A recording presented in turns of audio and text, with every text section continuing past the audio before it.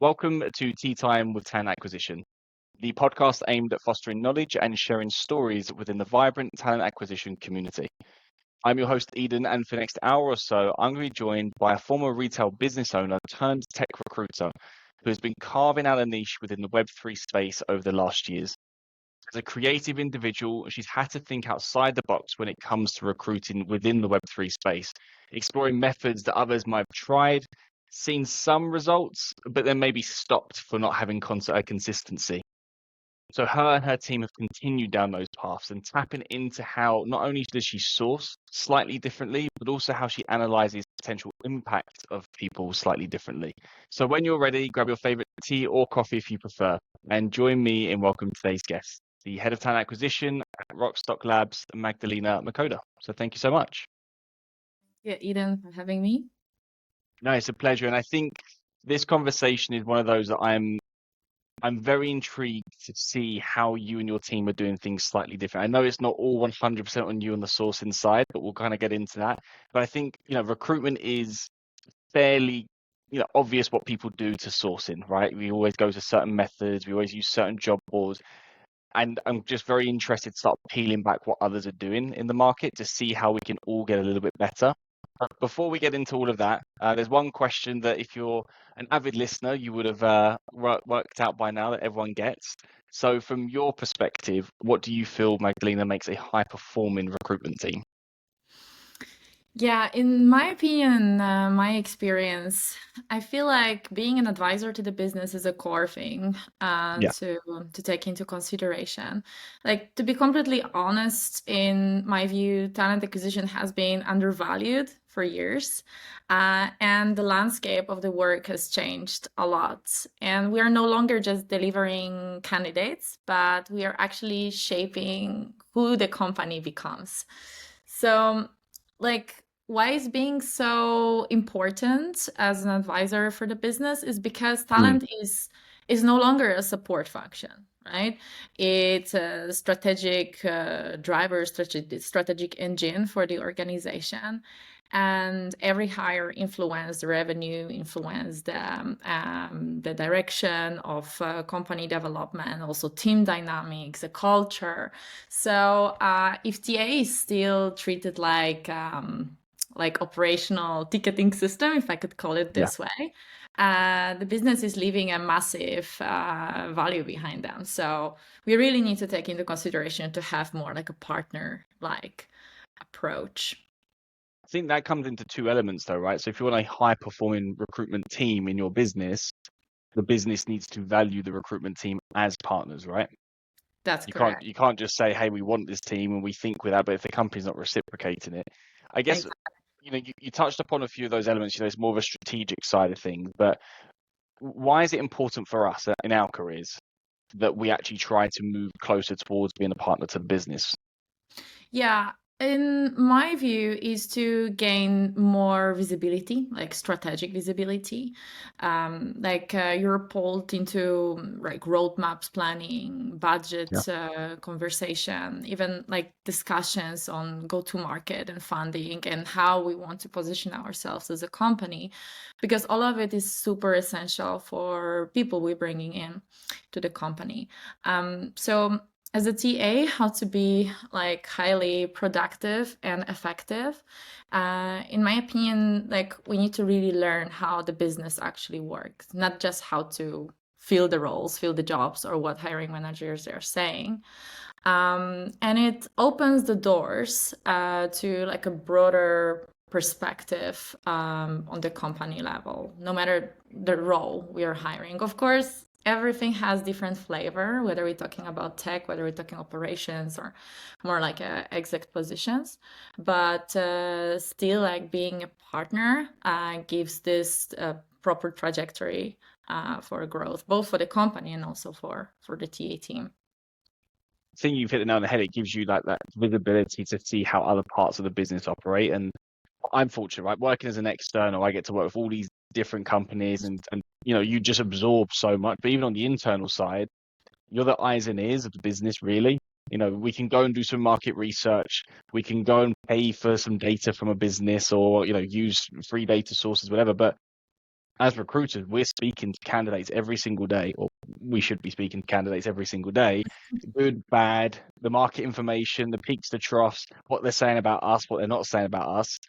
And that's the most critical information that you can then, use to spearhead any strategic change inside a business, right? Yeah, absolutely. And I think you brought up a very important element when you're talking about TA, because we have in-house and also the agency setup, right? So those are really different. And I've been working on the agency setup for years as well before moving to like in-house hiring for tech companies around 2017, as far as I remember, or 16, a long time ago anyway.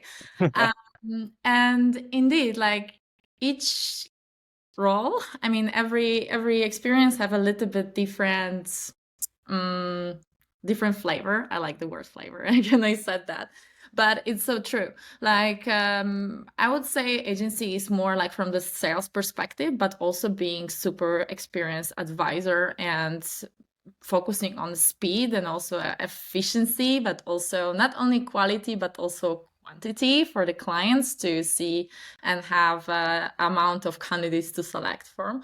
But we need to be extremely particular and also make the good shots. While in-house recruitment, you have a broader exposure on elements that are important for the company, and sometimes hiring managers don't know themselves really how to like focus on the skills that they want. They just follow, for instance, like a particular format of missing skill set in the team, but they don't challenge the status quo, or they don't challenge why actually they need the skill set. So this is where TA in-house comes in and had this open conversation. Recently, I actually had a situation when we had a position open for the particular role, and I kicked in the search and found people, but then I stumbled upon the candidate who was actually asking like, why you need this. I actually made more research and I see you guys need more. I noticed that there are these particular things to be improved, to be changed. And I love this kind of conversations with candidates, because that actually opens the opportunities, to open the eyes for the organization to look at things from a little bit different angle. And this is where the innovation comes in. So that's why like in-house recruitment is slightly different than the agency, because it gives you a little bit more of a juice into this hiring process. I think that part there, seeing that conversation, I think that kind of leads into quite nicely the impact part that you want to kind of share and sourcing and things like that. And the reason I say that is that I feel like a lot of times we kind of default. You've got a requirement and you just default into your job. You've got to go post it onto whatever job boards. You've got to set it up onto the ATS, or hopefully your ATS is all connected. Then you might go, I'm hoping people go to, talent pool that they've developed, even though I know the vast majority of teams still aren't talent pool developing. Shame on you. You could be talent pool developing. Anyways, different topic. And then they might go to like LinkedIn Recruiter or Basic or whatever, right? And it's like, I feel like, and I'm also at fault sometimes. I just go, okay, I've done the search before, default. Whereas sometimes I feel like we need to step back and go, okay, where do these people sit? Right. And I'm not going to hold my hands up and say every job I do that. I should, but I don't. And it's only natural. I think everyone's in that kind of position. But Web3 is a really challenging market. For those who don't work in this market, I mean, from your perspective, what are kind of some of the things that you're trying to overcome, when speaking to candidates about kind of you and the team when you're reaching out? Because I've got my fair share that I've seen, trying to work for companies here, but it is super, super difficult. It's so different from anything else out there. Yeah, it's completely true. Although like Web3 started to boom around 2-3 years ago, but still maybe 2018, there were not many companies hiring people with a broader exposure to Web3.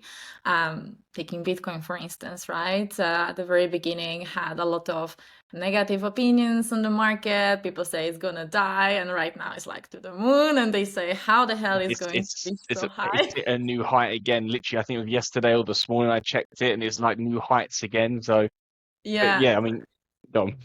That's the thing, right? Like, I feel like the market is not shaped only by candidates and the companies, but also what are the opinions around this. Yeah. So when we have true believers in the technology and people who really want to make an impact and change our financial and economical world, because this is what Web3 is doing. Of course, we also have digital art and other elements, but the big element is of like micro mechanisms of financial system for the future. And a few years ago, it wasn't really recognized by people. And that comes hand to hand with people who would be open to work in that space. However, in the last 2 years, there is more and more interest and people who actually want to get into the space and they want to make the change and want to make an impact. But as you've noticed, it's not as easy to find those people. So from my experience, like a few years ago, working in the Web3, it was a little bit easier for people to get into the space because there were not many having experience doing that stuff. Right now, when we're talking about evaluating candidates in the process, we're looking deeply into specific elements that are actually required in the space. And I will not go, of course, into details because all depends on the profile, depends on the role. But companies have more choice. It means they can be more picky. It doesn't mean there are too many people. There are still not enough people. But technology and all the space becomes more and more competitive. And this is super essential to apply like innovative approaches also in the sourcing and how to find these people. So like you've asked about sourcing approaches, right? Should I like explore that or? Yeah. I mean, obviously, of course. So look, from one of the elements that I've said that I shared before, what I found when I started working with some of the companies here, there was like this almost like this taboo side around to Web3, like it's fraudulent. That I want to stay away from it. It's like it's really not the case. So go in just straight to LinkedIn and try to search for like you would a full stack engineering sustainability, super black and white what they're doing. See the tech, see the industry, nice. But as you say, a lot of people, you're trying to find people transitioning, and now we're a bit further along. Now we're not maybe looking for just the people transition. We're looking for people who've got the experience, and that comes a completely different outlook because they're not always sitting on LinkedIn or job boards. Sometimes these people don't actually want to be found. I find a lot Exactly. of like it's very similar to like open source projects, which I know sounds mental because sometimes you're thinking, well, open source projects, of course they're there, like they want to be found. It's like no, they have their pseudonames. They Yeah. they don't want their name associated. They want their like gamer tag associated to it. So you have to like decrypt where people are. So break it down with me. What are some of the let's first of all set the scene. What are some of the traditional methods that you and your team deploy when doing your recruitment? Yeah, like you mentioned, LinkedIn is the easiest, to be honest, and like a classical way, but not a lot of people are there. And the fun fact, deeper you're in the space and you having this community approach, which I will explore with you in a second, more you explore that actually like 70-80% of people don't even have LinkedIns, they don't even have CVs. Happened to me to like speak with someone in person from the space only having like a Twitter/X account and they didn't even have CV and I'm like, come on, what are we even talking about, right? So this is completely a new way of hiring, new way of building pipeline, really. So talking about the techniques we are implementing, again, it depends on the profile because when we're talking about like business oriented operational profile where Web3 experience is not that important as it would be in design/product roles or tech, we're going more to classical approaches, right? So Mhm. of course job posting, which is classical, and then like direct sourcing, looking into like recommendations, referrals. So this is no rocket science here, and usually we build in like a talent pool and use our ATS to do the posting. Sometimes like a black magic of like APIs of the ATS systems is that we're receiving applications from the like crypto websites that we don't even know they existed. So it's like still So trying you're to. connected to other sites that organically farm Exactly. profiles to you. There might be some AI extensions on Greenhouse, for instance, because when I'm analyzing sources, there are some crypto jobs pages and whatsoever I'm discovering. I'm like, wow, I didn't even know that people are finding this job there because I never posted it there. So this is Do very you helpful. then do you go to that source after and see what the hell this source is? Because sometimes I imagine there's like there's got to be a database there of potential candidates, right? I am checking, yes, I'm checking. What is it about? Some pages, they look kind of dodgy. I don't know how people are even finding it. Maybe it's some like I don't know, bridging of the main different job boards and then to the greenhouse. I have Probably, no answer. probably. If it's got loads of advertisement on it, it's probably just scraping your advert from somewhere, scraping it from somewhere Yeah, else, and connecting it and getting paid for advertisement. I imagine. probably. Yeah, I don't have all answers. If it works, it's great. It's like with the developers, you know, they write the code and at the end, oh, it works. Okay, I don't know how it worked, what I did to make it work, but it We've works. definitely oversimplified the role of a developer there, and I'm sorry for any developers that listen. I'm apologizing now. Okay, but okay, so you go to the standard ones. I mean, just before you go into like I'm going to call the new age methods, right? Um, job boards. What are the kind of the go-to job boards that you have in your arsenal? So just to say at the beginning, 75% of hires are done by the direct sourcing. So Okay. using job boards as a classic way to use it on our career page and Yep. also to make attraction, show people that we're hiring. But mostly also depending on the role, right? Of course, LinkedIn extension, and there are other job boards that we might consider valuable or not. We make like an internal analysis. But for instance, when we're looking for engineers, developers, I would vote more for the direct sourcing than posting. So I go just for the minimum posting that is through Greenhouse and the career page. And then I'm digging in the GitHub through the projects and also contributors and all these open projects which are happening there, and then approaching people directly.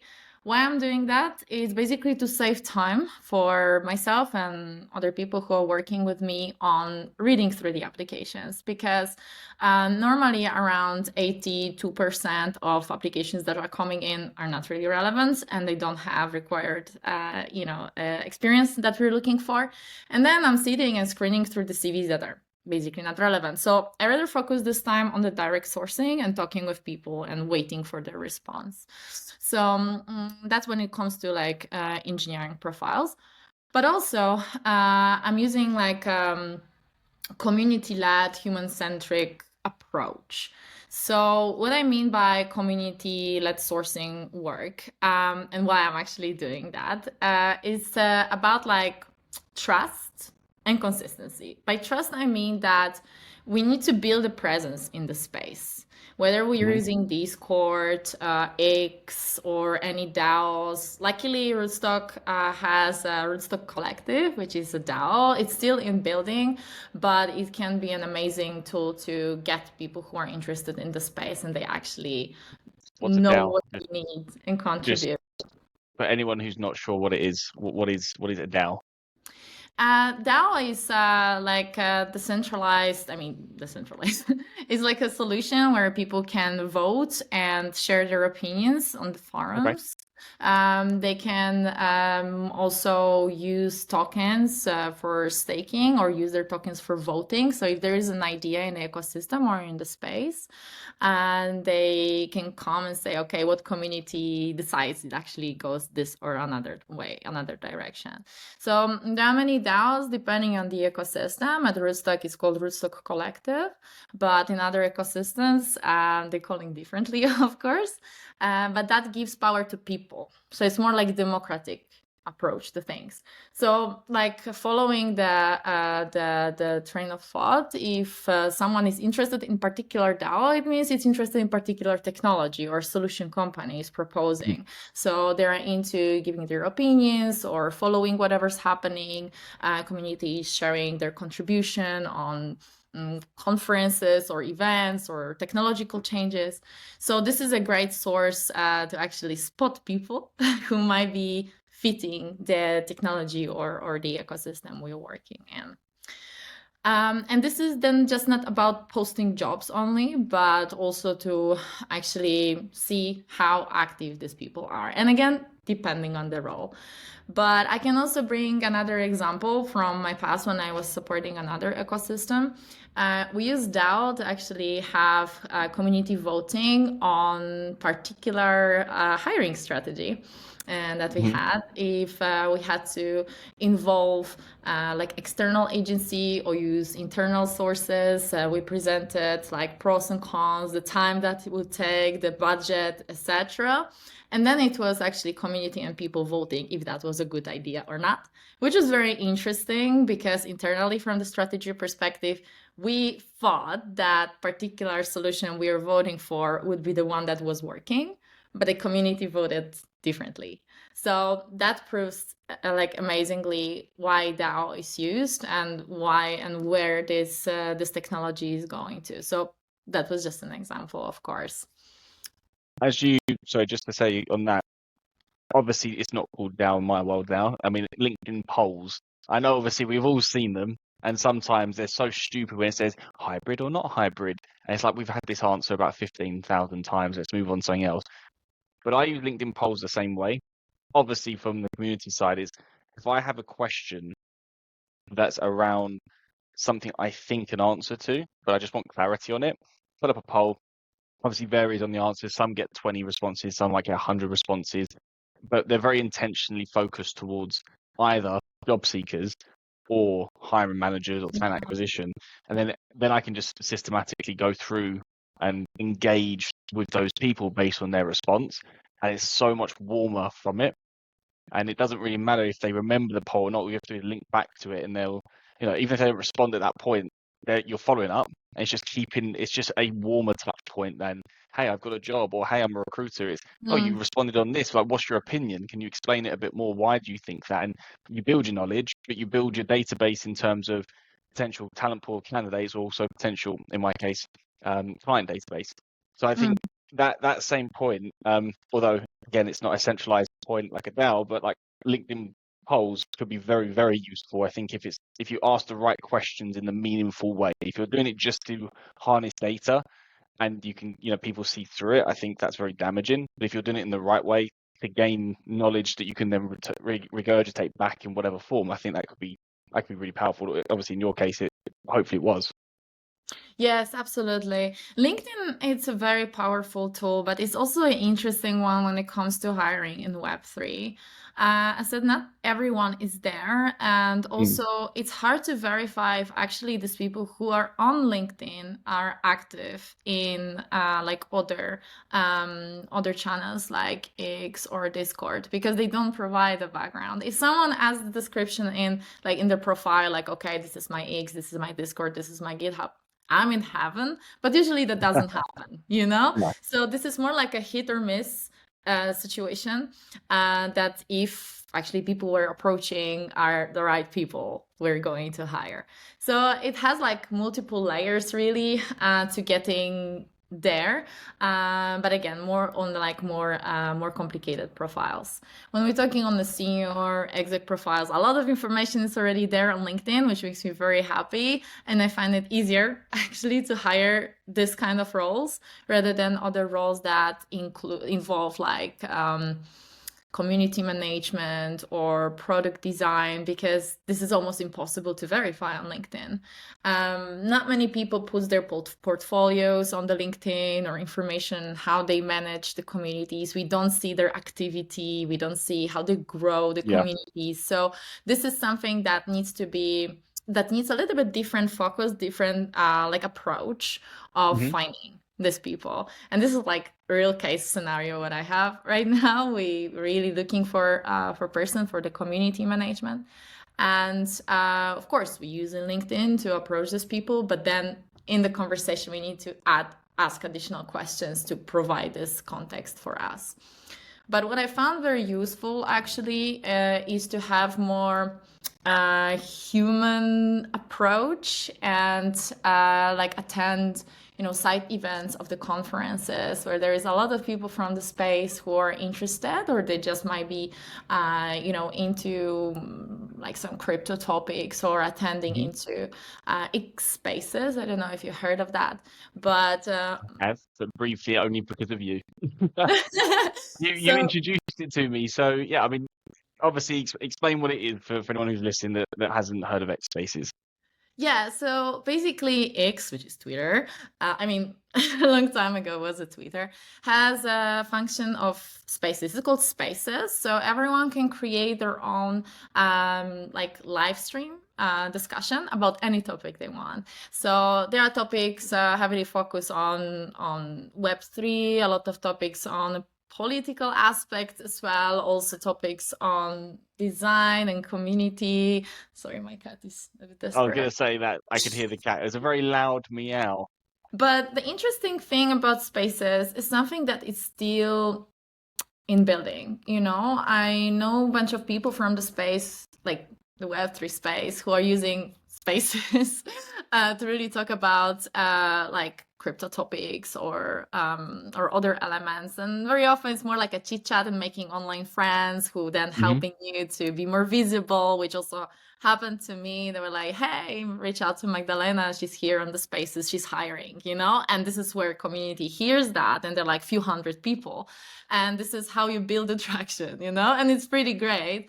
It's better than just post a dry post on LinkedIn or on like, hey, I'm hiring. No, actually, I was referred in person by someone I built virtual relation with, and this is how the innovative approach work.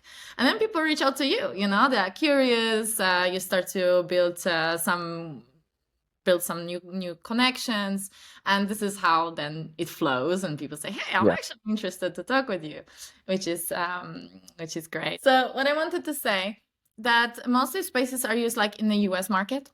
So if a company is like focused on hiring people in European time zone, or I don't know, or APAC zone, for instance, there are some spaces, but still there is a massive area of like building the spaces ourselves. So making actually like creating the opportunities and creating spaces to talk about particular topics in our time zones to attract more people, because it's hard for me as a person working in talent, or for my colleagues being in European time zone, to join a space that's happening at 4 a.m. our time, because it's in US, and this is the only existing space, for example, about women in web, that are a woman in Web3. And talking about hiring is one thing, in Web3, but also we're talking about diversity, inclusion. This is like another planet, really. And what we can do in, like, let's say, normal Web2 market about diversity and inclusion, in Web3 is almost like, wow, we don't have a manual, to go with. We really need to be creative. So using solutions like our own X, for instance, are a great opportunity to build these communities and create this opportunity for people to connect together. Well, I think you just hit the nail on the head. The fact that it's not very European focused gives us all an opportunity right now to really make big impacts. I think it depends on who you are and what you want from your career. I know for you, you're very driven into the Web3 space. This isn't your first outing. You've been in and around for it long enough, and clearly you found a place that you're passionate about and want to be involved in. But let's be honest, not everyone is passionate around the company they work in.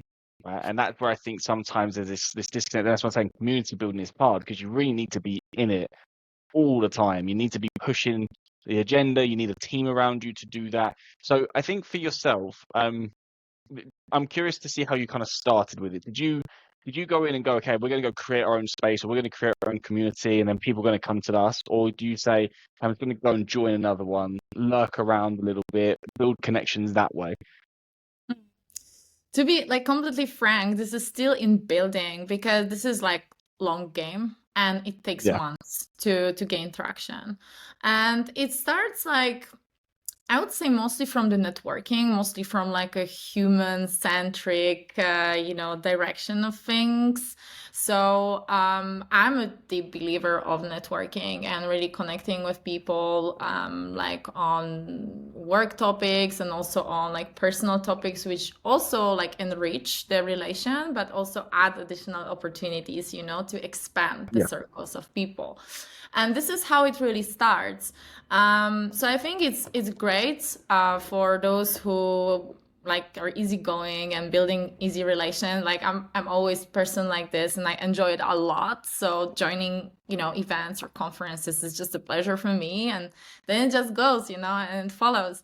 Um, then you can notice that the Web3 space it's like a bubble. Really, it's quite small world so far.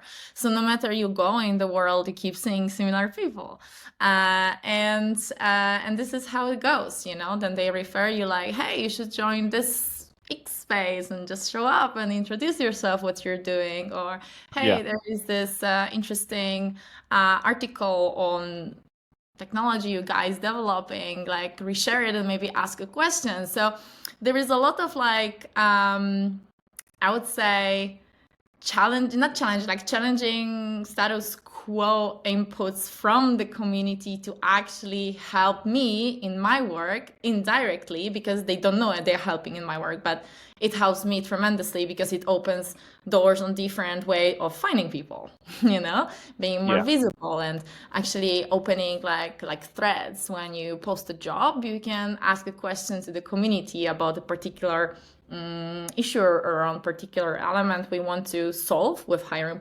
this role.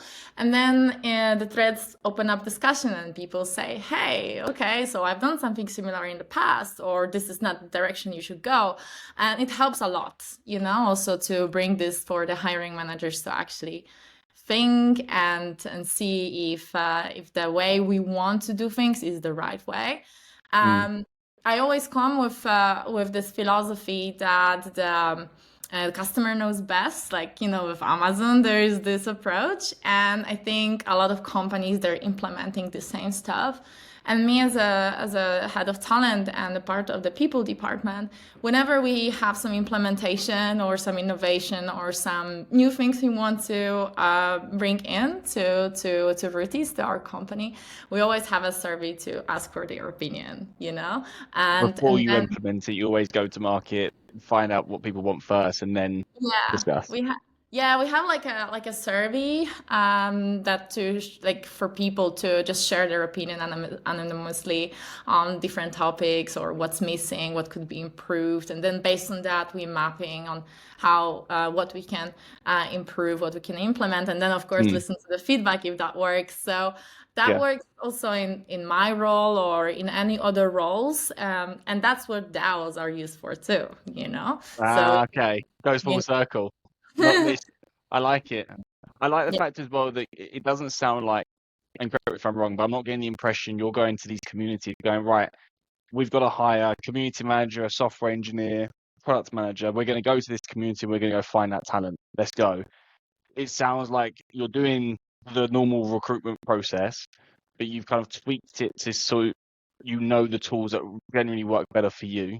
Job boards not as much, so you go to different sources first, and then this community is like the burner, but it's not that you're not forgetting about it, but it's just that's always running in the background, and then eventually someone might come up, but it might not be the product manager you're hiring. It might be, I don't know, a director that you might hire in 2 years from now potentially that you're speaking to, and so that's always there, but you're just putting yourself there to learn, and the recruitment can be the byproduct of what you're trying to do to increase your visibility, the business, yourself.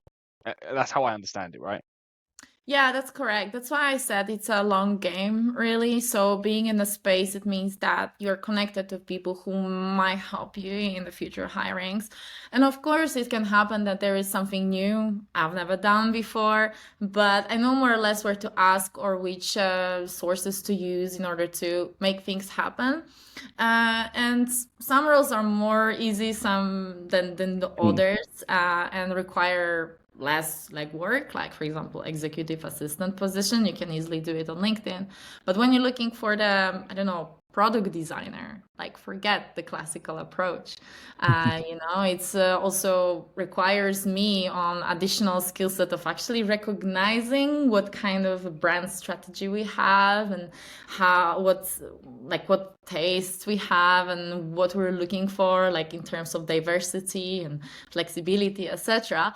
And I do it, of course, with help of designing director or designers internally in the companies. I don't do that everything myself, but I also educate myself and I learn a lot, in this role. So that's why like having a deep understanding, what we talk about in the very beginning, of having this global exposure, what company Yeah. is doing, being part of the roadmaps discussions and budget is super essential for this role. Otherwise, it misses the juice, and we might just bring some profiles that are not very high quality, and then the process takes like forever. So Yeah. No, yeah, I can see that. Do you feel that your approach brings with it a different way to identify what you were focused on, which is the impact, right? So do you feel that the people without CVs, for example, surely it's a lot harder to identify what they have or haven't done versus someone who has a nicely written CV? Or is there other methods or other things that you're looking at to say, okay, that could be a really good hire for us? I mean, how does that process work? Because I imagine a lot of us in the TA side, we default to, well, show us your resume. I mean, I do. But if you haven't got one, how then can you say yes or no to someone? yeah, again, it really depends on the profile. But when we're talking about, let's say, engineers, right? Some of them, they have their resume with like 5 points, nothing else there. So if that would be the only thing I look into, I would not hire this person ever. So what I'm looking for is like their GitHub contribution, open source projects they're working on, also the years they are contributing, technologies they're following. And very often these people have like links to their projects and also another innovative solutions they're building. And based on that, I create a story that I'm sharing with a hiring manager. And I'm saying, hey, look, this is their CV, but don't look into it, please, because you'll reject the person immediately. But this is the additional context of what this person is doing. And then I'm creating this profile myself, so this is also part of my job, really. The same with the designers, yeah. But design is a little bit easier because we see a portfolio, we see how long they're working, what kind of clients they're working for. So this is not super essential to have CV. CV is great. It's like old school, solution for us to have everything in one sheet. But you might agree with me, like CV evolved a lot over years, and Would like them to, but some of them are still back to 5 bullet points and that's it. But yeah. yeah, but And but I, no GitHub and no Stack Overflow. And then you're like, well, what do I do with this? It's like, I'll just use my LinkedIn, but your LinkedIn's just as bad. Like, what do you want me to, how can I represent you? What? exactly. Yeah, anyways. It's hard. It's hard. And I know that some people are passive when it comes to building profile and just send you like bunch of links and okay, build something out of it. But some people are more like proactive and they say, okay, do I have to deliver this? Do I have to deliver that? So we have different kind of people on the market. But what really caught my attention, especially when it comes to non-technical roles, because technical people won't do that in general. It's like to make a resume in the video or like create a presentation or have like a short reel, what they're doing and Mhm. how they're engaging with stuff. And this is like super good. So CV at this stage is like not really important. But again, this is in-house hiring and agency is different because you guys need to fill out like a form, put the years of experience and also what this person is doing. Well, we're definitely more advanced than that these days, I think. But I get what you mean. I love video resumes. I think they're absolute class. And I think any engineer, or so I do obviously a lot of the tech side, any engineer that sends you a video resume, I always watch it. Unless it's like 30 minutes, of course, then we're not going to. But Yeah. I get one a year, if that. I think they're brilliant. You can see so much about someone, how passionate they get. I mean, you can hear it in someone's voice, right? And if to make it even better, if they tailor it to the job, like I'm like, you could be crap, I don't know, but you're getting a call because I want to help you somehow. Like, Yeah. I don't know how, but I want to help you because you've taken some time to be so different. And I'm trying to teach people to do it, but it's obviously, it's easy for you and me. We're on a camera right now. Clearly, we both don't mind sitting on a camera and talking to each other, but obviously it's not ingrained in everyone. So I still think having a great CV could be the absolute bread and butter. And then doing like the bits on top, like the video ones, I think that's just, if you can do that and you can, yeah, I think that's just sets you so far apart in the current market because so many people are still doing the bare minimum. So you only have to Yeah. do a little bit more than the bare minimum to still stand out. Yeah. Yeah. I think that's what people aren't seeing. This is so true, and to be honest, I was looking through statistics and like last quarter, I think I received around 6,000 applications globally Jeez. so thanks God there is an AI really to help with that, but that only proves that people don't put much effort of How preparing their. many live roles did you have for 6,000 applicants? Oh, there were at some point we had 22 roles to fill. So you filled the 22 over the quarter, but 6,000 for 22 roles is a Yeah, hell that of a was lot of a people. lot. Yeah, it was a lot. But of course, I'm not saying all was a high quality because the No, of rejection course, it's also unmanageable. There's rate. no way you and your team can sit there and screen 6,000 people correctly. You know, that's just not, there's not enough hours in the day. Yeah, but Which, that shows really like the Web3 market is just like people are flooding it. They want to be yeah, there because of the hype. I was about to say, it's Web3 and the AI is the big hype trains, and I think the AI ones, we get the same. I mean, for me to get like 100+ applicants on a job as an external recruiter, it's a bit wild. As an intern, you expect it, but an external recruiter is like, wow, okay. And then you sit through and it's like 10% if that are relevant, and then 10%, well, sorry, and then 50% of that, sorry, so only 5 out of the 100 are actually what you need, and then generally you make the hire out of that. I like the Exactly. fact you're looking at different ways of impact, though. You're not just going CV. You are being mindful of, okay, different roles have different levels of it. You're looking at the GitHub, you're building this story out. I think this is kind of what makes the difference between sourcing and then sourcing strategically, really. And it's like you've identified, or you and your team have identified, we know what works well for us, we know what doesn't really work for us, and we're also trying this big untapped area that we think, we can see success, and you're kind of going for it. But then you're also not sticking to the traditionals of they have to have this, they have to have that, or we're not talking to them. So you're being super flexible, which I think is where recruitment really should be. To get 6,000 applicants, you have to be flexible. Right? You can't Well, not be.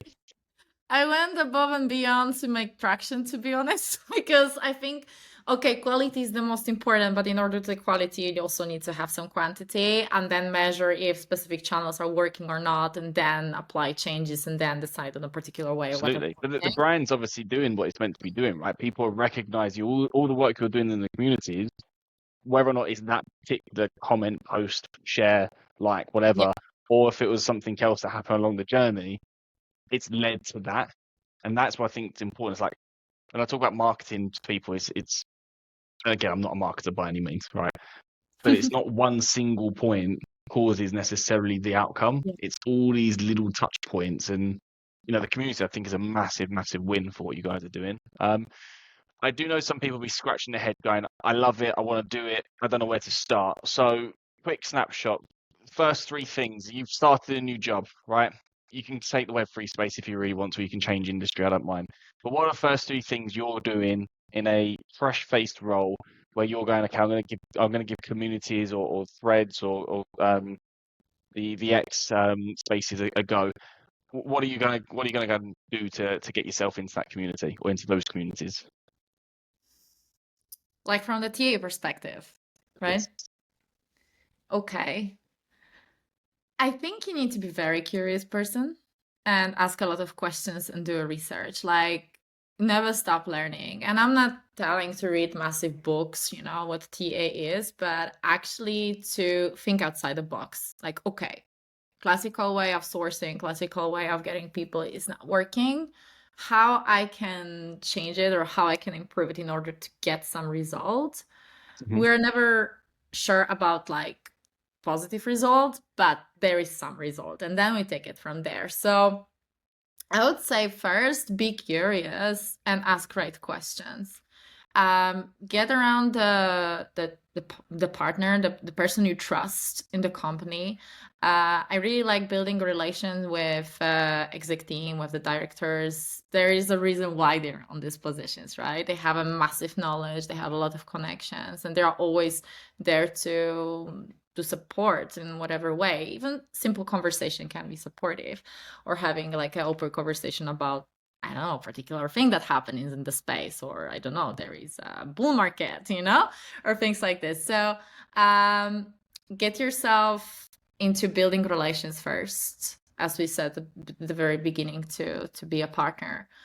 Then research the ways and test if what you're doing is actually working. There is nonsense really to follow the same strategy if it doesn't bring the same effects. And we're not talking only about numbers. Numbers are important for reporting, KPIs, and also to bring visually what things are working or not. But also don't be afraid to fail. So I'm not saying that community-oriented hiring is the best one. That's something I'm exploring, but that's something that was never really done. And it's something new, when it comes more for like a content creation, threads, reposting. And sure, there will be a lot of people who might be not giving you a right traction, but at least you try. So don't be afraid to fail about that. And if it doesn't work, bring another thing. I think this is super important. And what I like doing is to actually using one single source of truth when it comes to TA. So when we have it like an ATS system, I'm using Greenhouse, for instance. So try to connect everything you're doing with the system. And there is a lot of options they're offering right now, some AI extensions that might come up in the next months too. And that can help like to accumulate all this information in one place and actually present it for, I don't know, exec team or someone what the work is done. So those are like core elements. Of course, I'm not walking away from the classical way of hiring, because this is like what everyone does, and we should stick to it, but we should not stop on it, So we always look for new and innovative ways of working. And now we are not in COVID anymore. People are meeting in person. So whatever. We had We Are Developers was last weekend in Berlin. We had RecFest in UK last week as well, in Nebworth and just outside London. So yeah, events are going on mass. We had loads of things happening in the industries now. That's it. So we can leave our homes again. I'm really happy about that. Like COVID was like a nightmare. It was also like 4 years ago now, which is mad when you think about it. Well, 5 years ago, sorry. Like True. that, time flies. Absolutely mental. True. But also it kind of got as this, like it paused us in a TA side, and we were only focusing on the like internet sourcing, which also had to trigger a lot of new alternative ways of getting people and collecting the information. But what I wanted to say, like, go out, like go to side events. Conferences might be expensive, but a lot of side events of these conferences around you are free. So it's enough to register, speak with people, and having like a QR code on their phone with your details and like a general application link that also works, just to collect leads. Very handy. That's what I do. And then take it from there, So yeah, that's what I would do.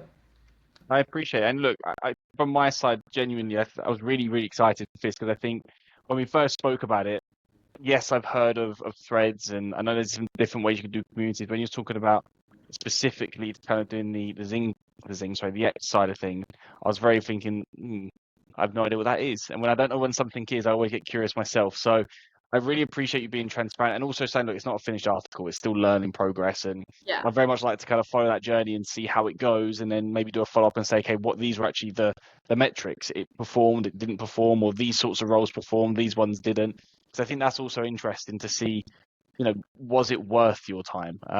Let's just say it's a long-term game. So if someone does want to follow your journey, follow the team's journey, get to know you a little bit more, where is the best place they can find you? They can find me on LinkedIn. That's classical way. So on LinkedIn, I have like a lot of followers and I post things from time to time. I'm still building my X. I lost my old X, which had much more viewers, but I'm also using X. But I think LinkedIn is the best and the fastest ways really to get in touch with me. Perfect. Well, thank you so much genuinely for taking the time and going through it, but I appreciate it. Enjoy the rest of your day. Thank you so much. It's a pleasure. Bye-bye. Yeah.